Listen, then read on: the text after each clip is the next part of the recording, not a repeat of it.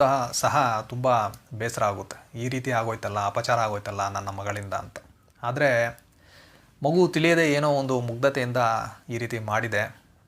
ಸರಿ ಅಂದ್ಬಿಟ್ಟು ಅವ್ರೇನು ಮಾಡ್ತಾರೆ, ಆ ಒಂದು ಹಾರವನ್ನು ತೆಗೆದಿಟ್ಟು ಇದು ಬೇಡ ದೇವರಿಗೆ ಅಂತ ಹೇಳಿ ಹೊಸ ಹಾರವನ್ನು ಮಾಡಿ ಅದನ್ನು ತೆಗೆದುಕೊಂಡು ಹೋಗಿ ದೇವರಿಗೆ ತುಳಸಿ ಪೂಜೆ ಮಾಡಿ ಬರ್ತಾರೆ. ಆದರೆ ಅವತ್ತು ಆ ದೇವರ ವಿಗ್ರಹದಲ್ಲಿ ಒಂದು ಕಳೆ ಇರೋದಿಲ್ಲ, ಮತ್ತು ಆ ಸುಗಂಧ ಏನಿತ್ತು ಅದು ಬರ್ತಾ ಇರೋದಿಲ್ಲ ಅನ್ನೋ ರೀತಿಯಲ್ಲಿ ಎಲ್ರಿಗೂ ಅನಿಸುತ್ತೆ. ತನ್ನಿಂದ ಹಾಗೂ ತನ್ನ ಮಗಳಿಂದ ಅಪಚಾರ ಆಗಿದೆ, ಆದ್ದರಿಂದ ದೇವರು ಅಸಮಾಧಾನಗೊಂಡಿದ್ದಾನೆ ಅಂತ ವಿಷ್ಣು ಚಿತ್ತರಿಗೆ ಅನಿಸುತ್ತೆ. ಅವರಿಗೆ ತುಂಬ ಬೇಸರ ಆಗುತ್ತೆ.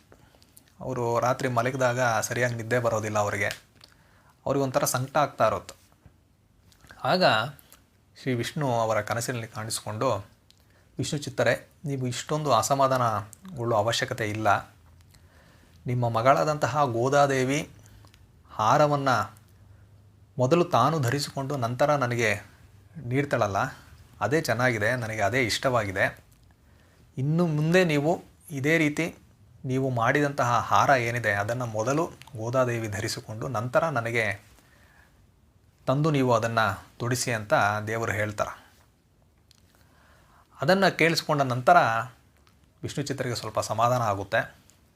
ಅವರು ಈ ರೀತಿ ದೇವರಿಗೆ ಇಷ್ಟವಾಗೋ ರೀತಿಯಲ್ಲಿ ನಡೆದುಕೊಂಡಂತಹ ಗೋದಾದೇವಿಗೆ ಆಂಡಾಳ್ ಅಂದರೆ ದೇವರನ್ನೇ ಆಳಿದವಳು ಅನ್ನೋ ರೀತಿಯಲ್ಲಿ ಆಂಡಾಳ್ ಅಂತ ಹೆಸರಿಡ್ತಾರೆ. ಅದೇ ರೀತಿ ಇನ್ನೊಂದು ಹೆಸರು ಕೂಡ ಏನು ಅಂದರೆ ಸೂಡಿ ಕೊಡುತ್ತ ಚುಡರ್ಕುಡಿ ಅಂತ.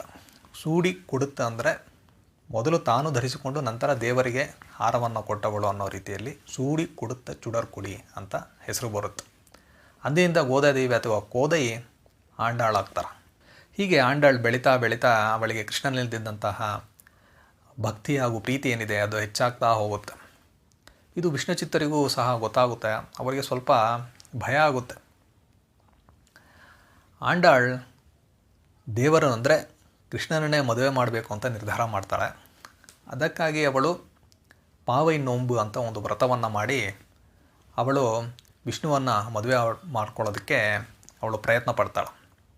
ತನ್ನ ಮಗಳಾದಂತಹ ಗೋದಾದೇವಿಯ ಈ ಒಂದು ಪ್ರೀತಿ ವಾತ್ಸಲ್ಯ ಏನಿದೆ ಕೃಷ್ಣನ ಬಗ್ಗೆ ಅದನ್ನು ನೋಡಿ ವಿಷ್ಣು ಚಿತ್ತರಿಗೆ ಸ್ವಲ್ಪ ಆತಂಕ ಆಗುತ್ತೆ. ಅವರು ಯೋಚನೆ ಮಾಡ್ತಾರೆ, ಈಗ ನಾನು ಗೋದಾದೇವಿಗೆ ಮದುವೆ ಮಾಡಬೇಕು, ಆದರೆ ಅವಳು ಕೃಷ್ಣನನ್ನೇ ಮದುವೆ ಮಾಡಬೇಕು ಅಂತ ಅವಳು ನಿರ್ಧಾರ ಮಾಡಿದ್ದಾಳೆ.